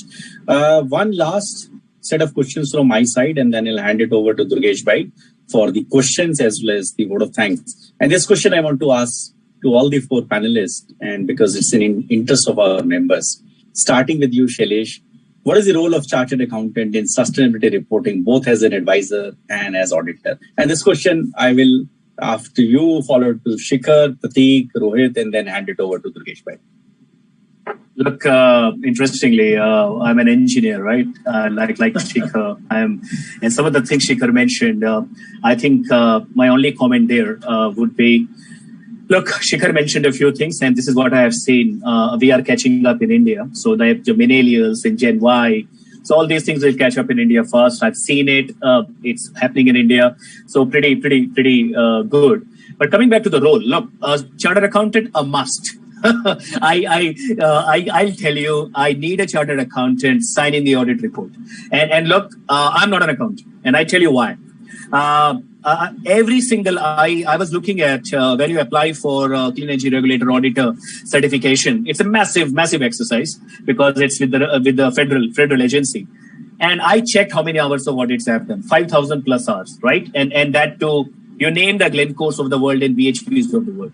But every single time, the value my fellow partner, an accountant, provided was unmatched. Unmatched. So, and the role of an accountant is to bring that rigor, that professionalism as an auditor. If you're an accountant, it's difficult, right? Shikhar will kill me, Shikhar, but that doesn't mean, but you know, so the value they bring in is unmatched. That's one. Second, but having said that, it's important that, and to prove what I'm saying is, Sanjeev, just to prove this. So if a chartered accountant goes for a certification with a regulator to become an auditor and shows how many hours he has done, he gets a tick like this. All right. And if you're not an accountant, it's thrice the efforts, right? To prove that you are equally good. So look, I give my pun on it, Sanjay, very practical, but I'll pass it on to others. Thank you. Over to you, Shikhar. Means, I always say, and this is the biggest, I should say, intuitiveness I had in CII, because before Sanjeev ji sort of gave this complete reincarnation to the Sustainability and Reporting Standards Board, there was a committee which was almost 10 years back set up under the leadership of Suresh Prabhu for looking into GRI-based reporting and all. And I think at that time, the market was not matured enough. So I was in one internal meeting in CII, I was saying that, you know, all of us will develop everything on sustainability and then the institute will come up. Because we are waiting for the chartered accountants for coming into that, and I think whatever happens for good. So the role of chartered accountants is very important when it comes to sustainability reporting, audit or assurance, because the complete seriousness will come up into this area, because as of now disclosures, management reports and all these things are happening. So I just thought that when Shailesh was mentioning, so I thought that I will give a new correlation that I don't know. So I see chartered accountant as a horse which is going to be there into the race course, and the sustainability practitioners are the jockey. Now, whosoever wins the race, we can both claim that whether the jockey was good or the horse was good. But because horse has the running skills, so the chartered accountant is that horse which has to get the race win. And we are the jockeys. So that's how the thing is. But I think if the institute can do this thing remarkably, one thing my request to Sanjeev ji is that make the ICAI sort of requirements within your curriculum so important that you can do the sustainability reporting assurance worldwide. Don't restrict yourself to Indian geography only, because these skills are also required worldwide. So when we are accepting the ESG auditors coming from outside and auditing us, we should say that, okay, let's start opening it up. And I know that ICAI has a memorandum of understanding with many other chartered accountancy institutes worldwide. And you say that let's have a mutual market open for everybody. So the young chartered accountants which are coming into this profession will get a global market, and I think that's what India should attempt for. So that's what I will say. Thank you, Shikhar. And moving on to Prateek for the same question. Okay, I think I have 2 or 3 points to add there, Sanjeev. But one, I think it goes by the entire responsibility laid by the community on the entire fraternity. We have been signing audit reports, and that lays a lot of responsibility, and which has been proven time and again. That's probably one of the reasons that it's probably easier for us to even continue the baton here. But the way I see it is, the spread of the reporting under sustainability is really, really far and wide. And then, as I explained earlier, it goes much beyond what we do for financial reporting. And one important element that comes out here is about processes and controls, the way information is actually derived, and what are the steps around it, how it is being proved. Because unless you can have a regular system which is reliable, or internal control system which is reliable in terms of giving data which is accurate, which can be relied upon, I think the entire sanctity of the process gets defeated. And a chartered accountant can play a very important role in that process in ensuring that the source from which the data is deriving is becoming very, very useful. Having said that, I still maintain because the ambit of a sustainable report is so wide, there are going to be many, many pearls in the entire process, and then you will need a thread to convert that pearl into a necklace. And I think the CA can play the role of the thread to convert all the pearls into a necklace and then make it a beautiful ornament. Wow, wonderful. And Rohit, who gives a balance to this panel? Rohit is a chartered accountant, and that makes it at least 3 chartered accountant, myself, Durgesh Bhai, and Rohit. Unless Prateek, you are a chartered accountant. I'm a chartered accountant. Very good. Very good. So Rohit, what's your take on this?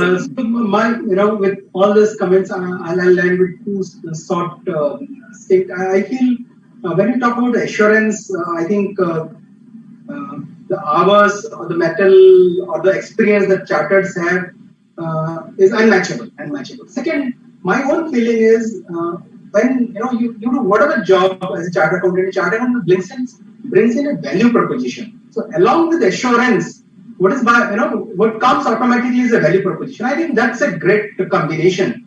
When you bring assurance along with value proposition, I think that's a unique combination of the practice that chartered accountants do, whether in practice or elsewhere. So I think that's unique. That's unique, and it's a win-win situation for all expertise that are involved in the process.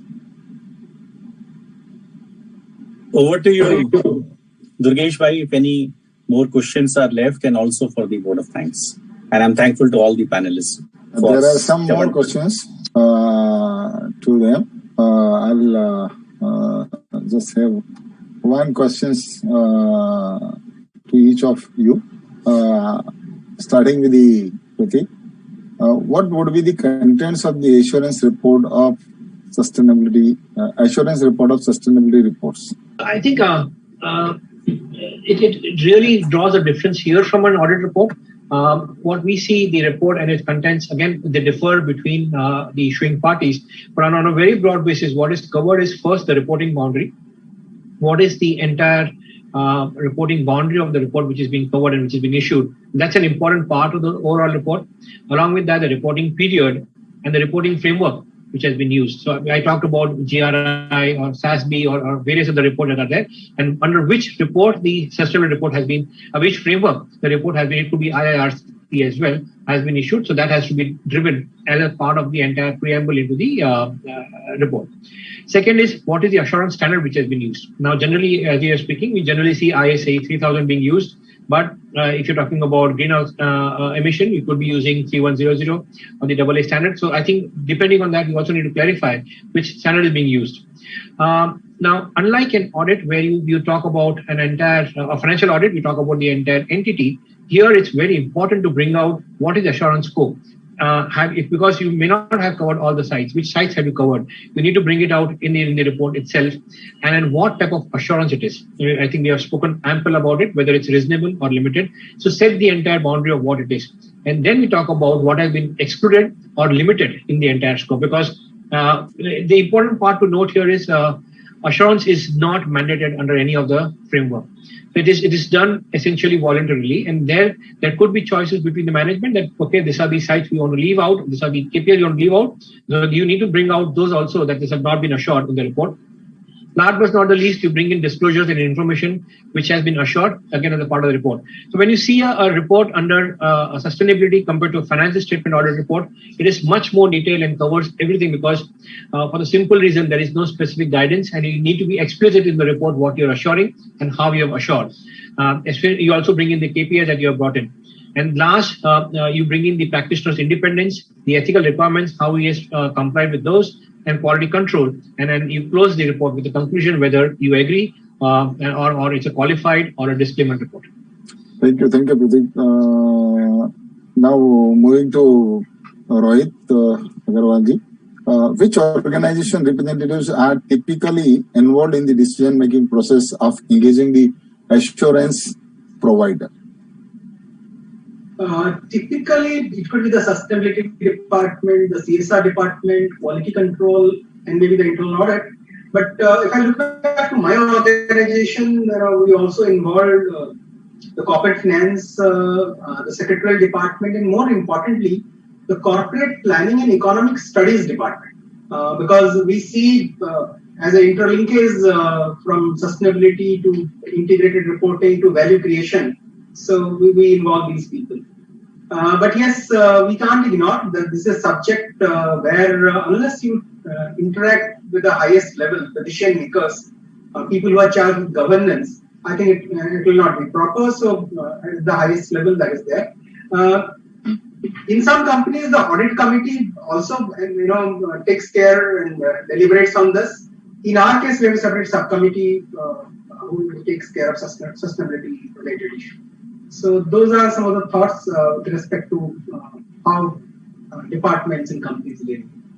So thank you, Roji. It means as compared to the financial audit report, in the sustainability, the involvement of more departments are there. Whereas in the case of the financial reporting, only the finance and audit and certain other departments are taking care of all those things. So with this, I have pleasure in proposing the well-deserved vote of thanks and concluding remarks too. And in the concluding remarks, let me tell you, friends, all the attendees, that the discussion at the webinar which has taken place today with the help of the various questions framed as well as various questions received from the members at large, I think it is going to be enriching, and the views have been expressed by all the four panelists, which will ultimately help to build our capacity. The role of chartered accountants, beside being emerging in the is prominent in assurance of sustainability reporting. They can provide assurance services for sustainability reports as well as assist in the businesses and preparing the same. As Rohitji is taking care of there in the Indian Oil, and the Pratik is helping being chartered accountant and the integrated reporting. So there is a role available for all of us. Further, they can lead in formulating and applying the relevant methodologies, also guidelines and the process for sustainability measurements. There is a growing need to understand that as more and more businesses are adopting sustainability reporting, we should step towards a path of assurance of all sustainability report. I would like to thank here CA Pratik Shah, CA Rohit Agarwal, Mr. Shailesh Tyagi and Mr. Shikhar Jain for presenting their thoughts, views and valuable insights on the various key challenges and standards on audit and assurance of sustainability report, and replying to all the questions and queries which is being raised by the members, and some were prepared by us. I would also like to thank our chairman, who is leading from the front, is SRSB, which is a new one. And let me tell you that I have learned a lot. He may have some experience because he is from a firm which is a well-known firm, and they are having those kind of clients. But I don't belong to such a big firm. But when I have been added to this particular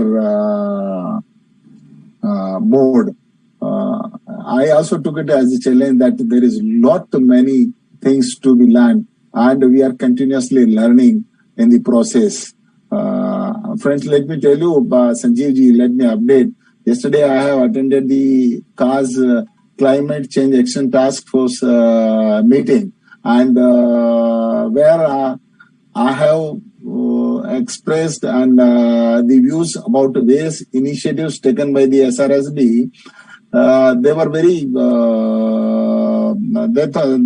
very impressed, and they said that we would like to have one-to-one meeting with you. You people are doing, it's fiery. India is fiery. You are doing a lot of things in the ICAI. So then the 12th is the day when there is a meeting with them, and hopefully, Sanjeev, I would like that you also attend that meeting when it is a one-to-one meeting. That will help us.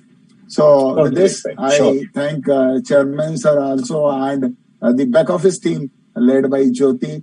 All the members of the back office team also required to be thanked by us. So thanks to all of you, and thanks to all the attendees of the webinar for their patient listening. We'll be back with another knowledge-enhancing global webinar on the Sustainability Reporting Maturity Model version 1 on April 23rd, 2021. So wait for that. That's going to be great because it is a global webinar, and we are the one who started with the SRMM model version 1. I think so we will be leading into it. So that's a great thing, initiative taken under the leadership of Chairman Sanjeev Singhji. Thank you all. Thank you one and all. Thank you very much. Thank you, Durgesh Bhai. Thank you, Rohit, Prateek, Shikhar, and thanks to everyone. Thank you. Bye-bye. Thank you. And all the 386 participants who joined. Thank you very much. Okay. Thanks to each one of us. Thank you. Thank you. Bye. Thank you.